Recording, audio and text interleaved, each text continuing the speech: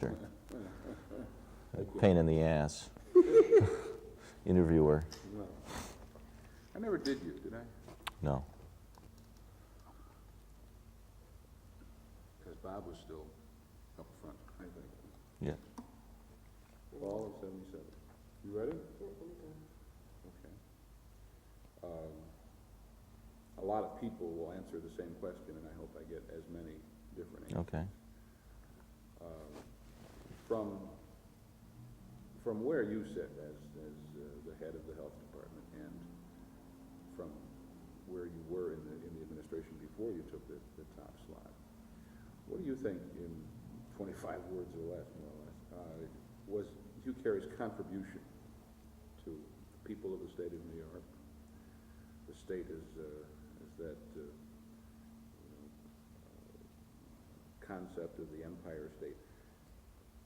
What did he do in the 8 years that he was in office? Probably the most single significant thing from my perspective is his contributions to all people, his commitment to all segments of society, whether it was black or white, or whether it was male or female, whether it was disabled or the better capable citizens in our community. He demonstrated that it didn't matter to him what you were or who you were, but rather that it should be a form of equity that should be available to all citizens in the state of New York. I think that probably is a kind of social commitment that was critical to all of us who served the Carey administration. What about the political implications that came into that commitment?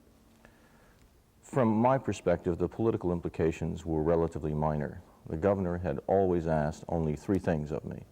He asked that of me when I became commissioner, and it was all he ever asked during the course of the 4 years in which I served him. One is that I be reliable. Secondly, that I be competent with respect to the responsibilities that I exercised. And third, that I be politically irrelevant. That is, that I let him make the political decisions, but rather provide him with my best professional judgment as to the course that I felt he should undertake with respect to a specific issue. So I think that probably one of the nice things, one of the nicest things about serving the governor was that he never expected you to either be a martyr or to attempt to be a white knight. Just do what it was that you felt was right under the circumstances. 2 years from now, 3 years from now, when you are doing something else other than what you're doing now, and you haven't had that much contact maybe with Hugh Carey, and you look back, what's going to come up first in your memory bank? Probably the governor's commitment to social progress and the role of government in our society, particularly in view of where the federal government is at the present time. I think what we are seeing is a form of social Darwinism that the governor fought hard to prevent from becoming a part of New York State's government or New York State policy. I think that it is a legacy which he can look back upon, and which I look back upon as being a very significant role that he played in preventing New York State from falling into the same kind of abyss that our federal government seems to be falling into at the present time. In his administration as governor, in the true sense of the word, what style or essence did he bring to what he did? The style was one of participation when there was a need for participation, where there was a political judgment to be made, and to interact at that point. When there was no political judgment to be made, then I think that we had the ability to carry out policy and develop policy that we felt was in the best interest of the state, and also that reflected our own congruence with his interests as a commissioner relating to a governor. Did you care? I don't think there's any person with whom I've dealt who cared more. One of the things that I can remember very clearly about the governor was someone's reference to speaking of a group of individuals in the state of New York as they, and I have never seen the governor more angry than when I saw him respond and say, there is no they in New York State, there is only we. I think he cared. I think he carried very deeply, and I don't think there's anyone who has cared more in government than Governor Hugh Carey.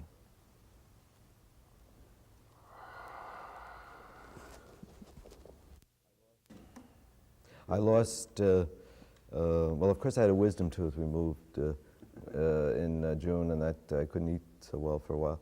And I'll tell you, if you ever have the problem, I certainly recommend. I guess we're ready to rip. Okay. Your experience with you, Carey, goes, as they say, way back. It goes, you know, to 1960, 64, 60. Looking at the 8 years, of 75 through 82, from where you've been, both in government and prior to the governor's gubernatorial experience, what do you think his contribution was to the people of the state and the state? Well, his contribution, was the same to both, and that was he was an excellent governor, and they had really the best governor I think they've ever had.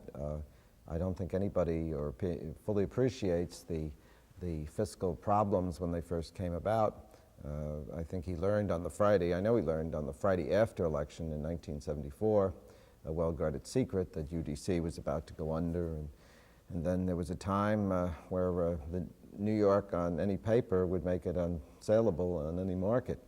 And so I think that's one of the, I can't say that's the only contribution, but one of the contributions was steering the ship of state literally during a very difficult time when it was foundering, and of course the cities, Buffalo, New York City, Yonkers, and so forth. But I think his most significant contribution, and maybe I should say the most significant quality of the 8 years, was integrity. And I'm just not talking about hanky-panky integrity, but that certainly was probably the most honest administration the state ever had. But I'm talking about fiscal integrity. And I think it's a little unfortunate that somebody hasn't written a book on it, or at least a PhD thesis, because I think 20 or 30 years from now, when people look back, it was a very significant kind of departure is too strong a word, but kind of aspect, because the Democrats, because they are known to be the party of trying to help people out and social progress and so forth, and the popular party, never quite had the reputation for fiscal integrity that the Republicans did. And the last 8 years has been a determination on the part of the governor's part, on the part of the governor, to bring fiscal integrity, or to protect fiscal integrity in the state of New York and in its subdivisions. And that has been his biggest battle, and he did that. And the division in a democracy between the popular party and the the party of property or something is common. That's the usual division in a democracy. And I think this is the only democracy where it can be said right now that the more popular party is the party of fiscal integrity and more conservative fiscal principles, and of responsibility, maybe is the word I'm looking for. And it all started, with a few minor exceptions I really don't mean, with Hugh Carey and his administration. And the fight, you might call it, or the dispute between Congress and President Reagan's economic policies actually started after that. Out in California, former Governor Brown got on the fiscal integrity bandwagon, or the reduced tax bandwagon, after the parade started. And which was, of course, a more radical proposal, which came about, I think, what was that, the Jarvis proposition? It came about because California did not take the steps New York did prior thereto. And in other words, it started here. It started with Hugh Carey, and nobody's remarked on that. What you're saying is that he accomplished a rather remarkable feat in '75 by, Right. shoring things up, and then protected. Right, the fiscal integrity of the state. He would, figures were always given out the way they were, and people would not like to believe them. especially legislators called, you know, with their demands of their constituents, would to try to say that things weren't the way they are, there was more money there. And I know we saw that in the tax department. We would send every month the reports on our tax receipts to the 4 legislative leaders, and then often I'd read in the newspaper one knowing that it wasn't so, making a statement that there was all that money out there. And yes, I think he protected the fiscal integrity of the state during those 8 years. How about now, looking ahead a couple of years for you and what, you know, whatever you may be doing, and you look back to the 8-year experience in the Carey administration, what are you going to remember first? Well, I'm going to remember that, and I'm going to remember the human nature being what it is. I think my nature, I'll remember the good times, I'll remember the adventure and the excitement, and I'll certainly remember the governor and his abilities, and of course, as I described. Could you capsulize for me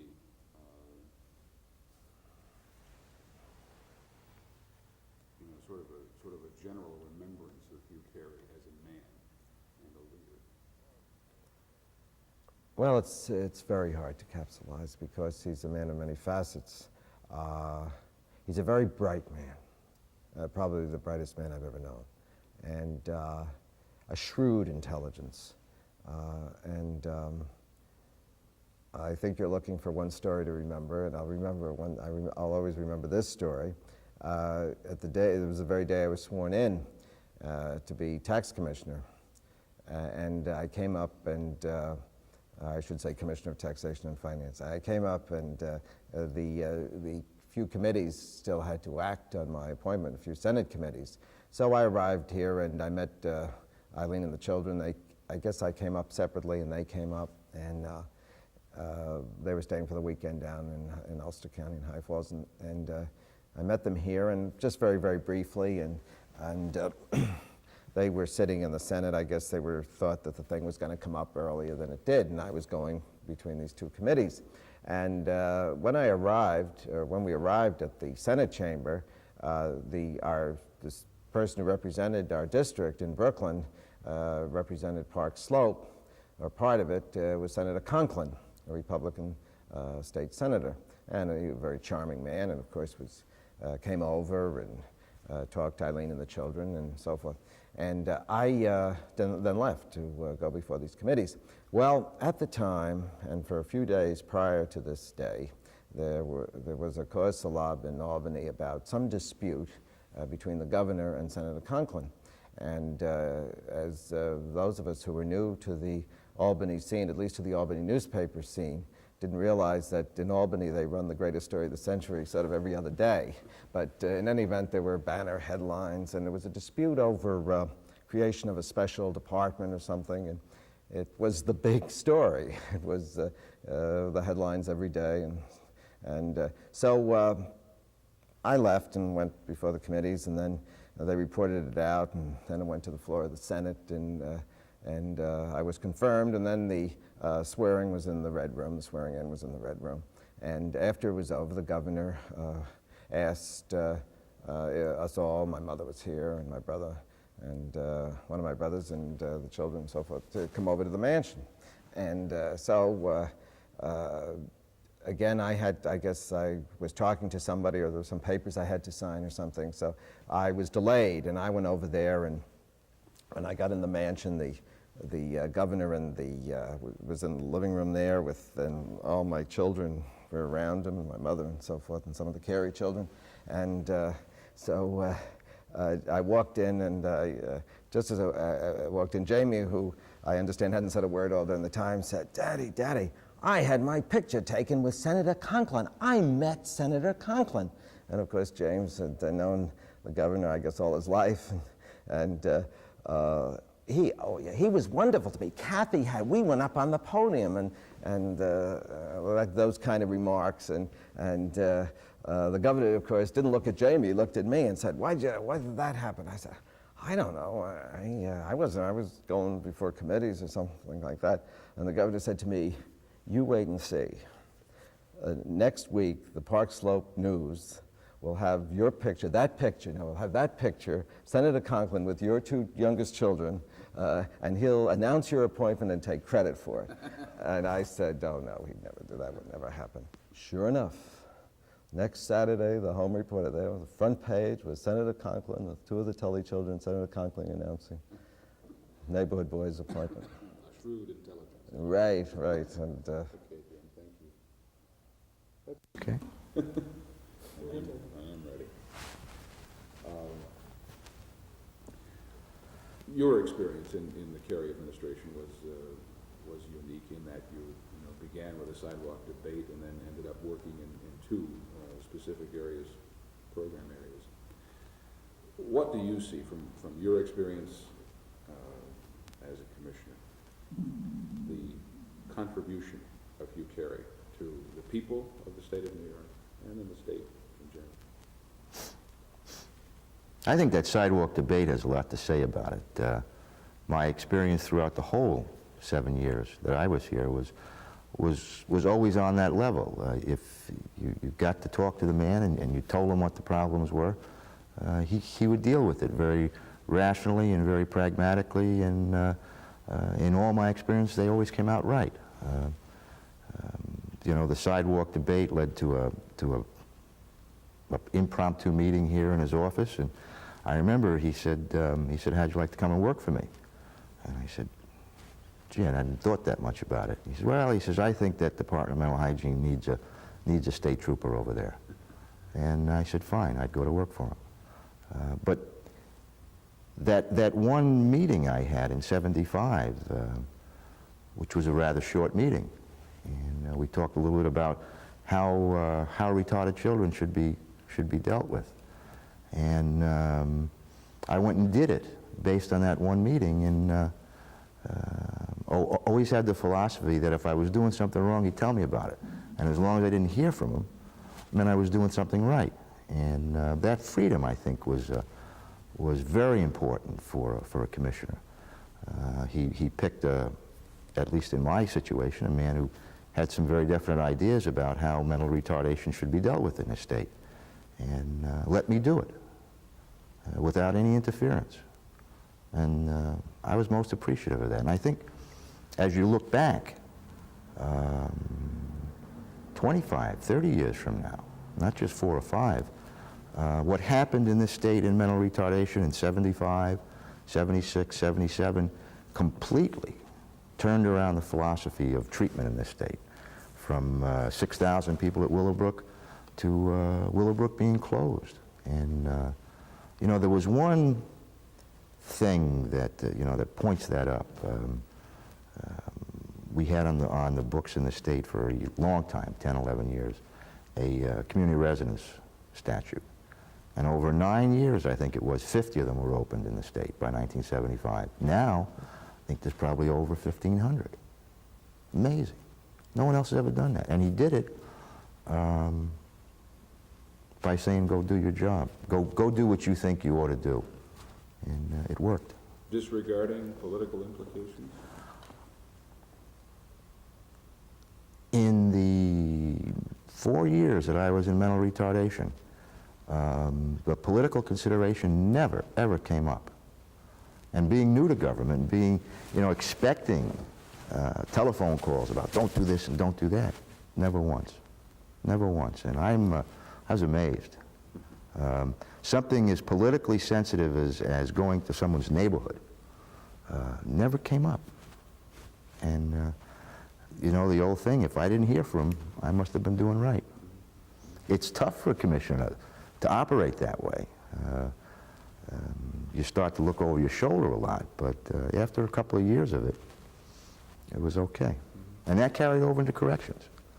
Same thing. As long as I didn't hear from him, I was okay, and I kept doing what I thought was right.